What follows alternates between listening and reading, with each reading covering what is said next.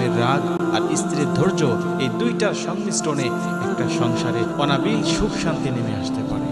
যে নারী পুরুষের রাগ সহ্য করতে পারে না, পুরুষের শাসনগুলো সহ্য করতে পারে না, পুরুষের আদেশ হুকুমগুলো মেনে নিতে পারে না, এই নারী দিয়ে আর যাই হোক একটা সুখের সংসার আশা করা যায় না।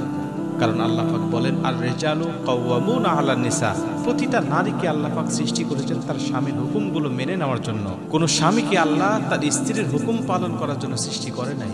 মনে রাখবেন, স্বামীর রাগ আর স্ত্রীর ধৈর্য, এই দুইটার সংমিশ্রণে একটা সংসারে অনাবিল সুখ শান্তি নেমে আসতে পারে।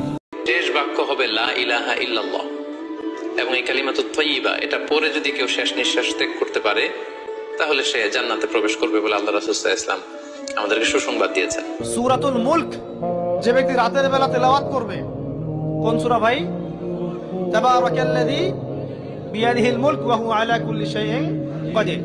এই সূরা যে ব্যক্তি রাতের বেলা করে তেলাওয়াত করবে, ইনশাআল্লাহ সূরা মুলক কবরে তার সাথে থাকবে এবং কবর আযাব থেকে সূরা মুলক তাকে বাঁচাবে ইনশাআল্লাহ।